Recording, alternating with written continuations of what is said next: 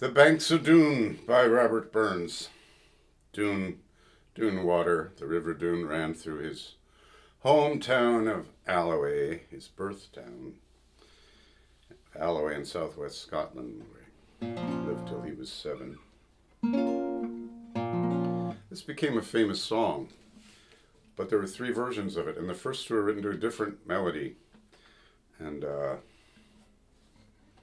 first one in particular I think was quite lovely, but it was unfinished. It was written to a 3-part reel, but it only went through 2/3 of it the second time through. So he wrote a second version. Anyway, this first one was sent to John Ballantine in an undated letter. He wrote, "I will send my last song to Mr. Ballantine. Here it is, and here it is for you.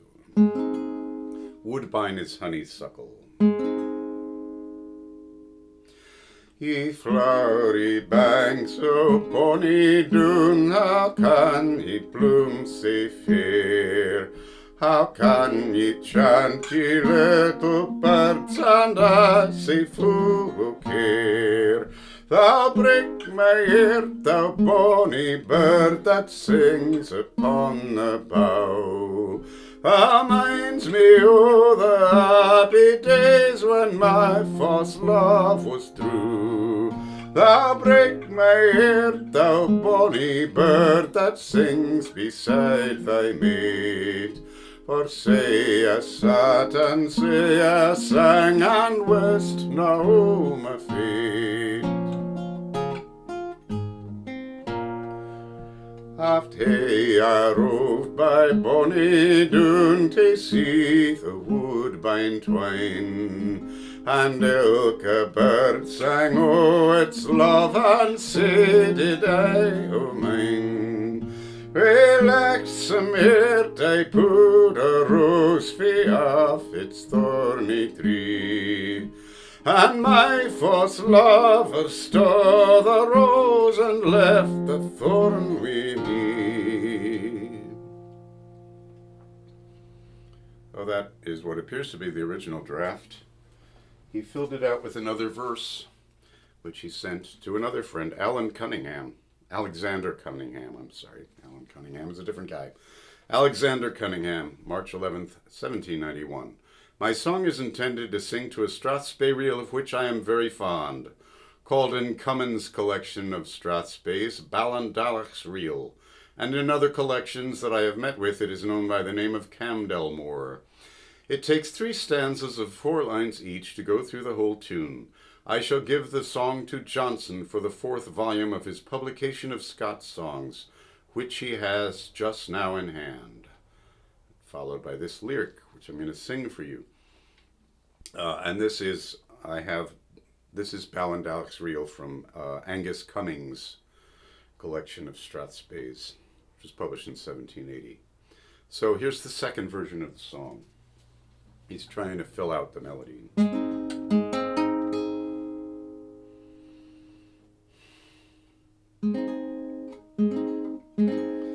Sweet are the banks o' Doon, the spreading flowers are fair, and everything is blythe and glad, but I am full of care.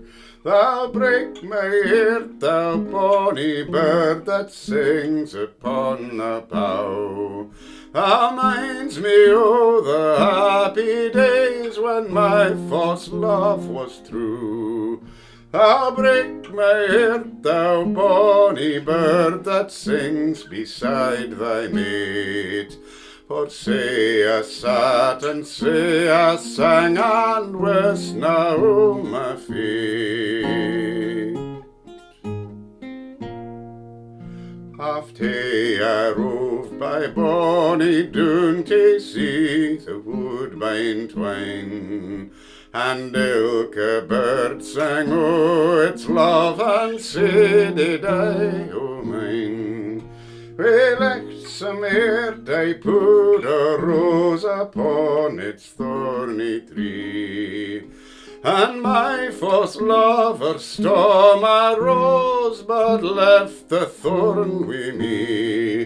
Frae lightsome ere they put a rose upon a morning June, and say a flourished on the morn, and say was pu'd or noon.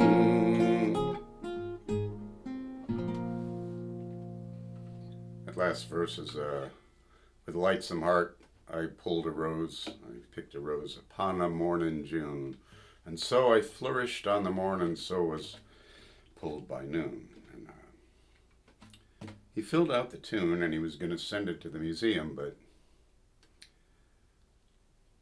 that original draft it's more natural. The opening is better. Ye flowery banks, how can ye bloom sae fair? Not sweet are the banks, and everything's blithe and glad with me. And that last verse just feels like an anticlimax. Left the thorn with me as the end. So he did not send that version to his publisher, the Scots Musical Museum. Rather, he sent them this one, which he titled The Banks of Doon. He didn't always title his songs, but when he did, I think people should respect that. You'll find this called Ye Banks and Braes of Bonnie Doon. People just retitle his songs by the first lines at will, but I think the title is part of the work. So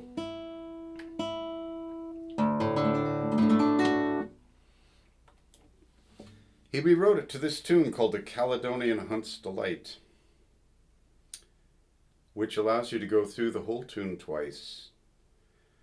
And it's 16 lines, not 20 lines like the first, or 24 like this. It's 16 lines. Some of the lines have room for a couple more syllables, but he just tightened up the story in the most beautiful way.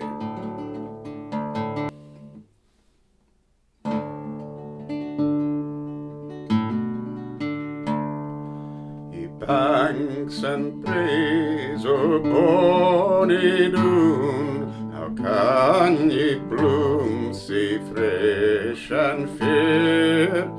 How can ye chant, ye little birds, and as ye weary folk care?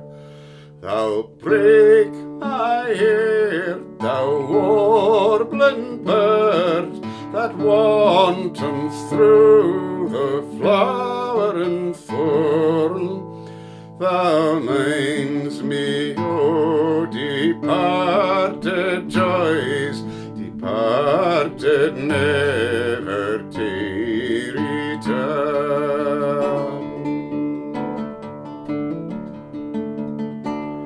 Oft he rov'd by bonnie Doon, to see the rose and wood-bine twine, and ilka bird sang o' its love, and fondly say did I o' mine.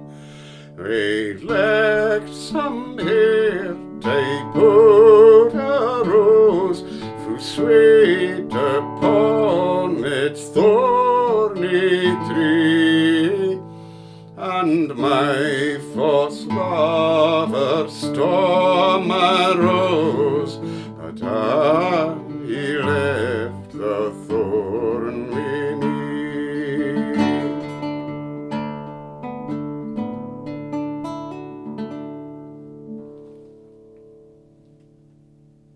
Ain't that a beauty? I love what he does with that line, that warbling bird that wantons through the flowering thorn. Of course, that's the thorn on the rose. But she's going, and the first version is just to see the wood-bine twine, but with more syllables, you got to see the rose and wood-bine twine. So she's looking at the rose and the honeysuckle. In her happier days, she's not seeing the thorn until the rose is plucked. So there's three versions. Interesting thing about the first one is that it doesn't establish the sex. You know, The second one is he left the thorn, but could be either or any sex in the first couple of versions. I love in the first version, well, the first version is very natural poetry. It just didn't extend to 6 verses. And I think that's why Burns switched it and tightened it up. A beautiful job of revision, which is rare for him. Usually his early drafts are better than the ones he sent to his publisher. Over and over you see that. But this is an exception. And it's also an exception that he freely switched melodies. Usually if his publisher had already published a melody, they didn't want to publish a melody twice, so he would sometimes switch tunes for that reason, or his second publisher had a particular list of tunes he wanted written to. Sometimes Burns would take one of his songs and kind of recycle the lyrics. It was never as good, but this one I think is better. But I do love this version, what he does with the language in the early version. They'll listen to the paired first B's, but then S's. These paired S's, they come in pairs, and then in the last line there's only one. So it's like that feeling of being abandoned, you know. Thou break my heart, thou bonny bird, that sings beside thy mate. For say I sat, and say I sang, and wist not o' my fate. One more thing about this that's interesting is that the reason this tune was still available to Burns, it was published in the Scots Musical Museum number 374 in 1792. He wrote a song to it called Caledonia, which he sent to his publisher. This was an epic history of Scotland and song. He sent it to his publisher in January of 1789. But it was not published. Johnson set it aside. We don't know why. And Burns mentioned this in a letter. One tune is the Caledonian Hunt, as it seems the verses I sent you don't suit it. So the tune is the Caledonian Hunt's Delight from Neil Gow's second collection of Strathspeyrils. It doesn't mean Gow wrote it. I think it was a traditional older tune. Anyway, it had those trills and graces that I sang were dropped by his publisher, if you find them a bit more interesting than the tune you usually hear. People usually try to make up for the plainness of that setting by emoting the hell out of it. Yeah. So those are Burns's words, and that's the tune, unadulterated. Hope you enjoyed it.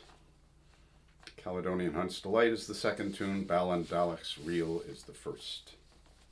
Please subscribe to my channel.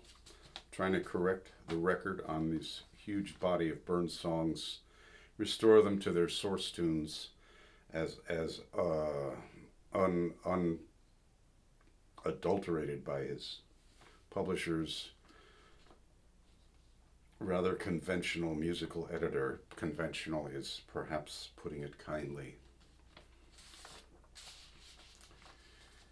This is 235 years ago. You think someone else would have noticed how much they had meddled with the great tunes of Scotland. The musical editor of Scots Musical Museum was a man named Stephen Clark, who was a church organist from Durham, England. And through his hands have filtered a large part of the Scottish folk tradition, as well as tunes by James Oswald, the preeminent composer of the Scots Baroque. Burns wrote more songs to his melodies than to anyone else's. So people think of Burns as a poet who happened to play the fiddle. He had a sophisticated appreciation of melody, and he composed to melody. And this fellow Clark had no business meddling with the music of his betters, in my view. Thank you, and have a good day.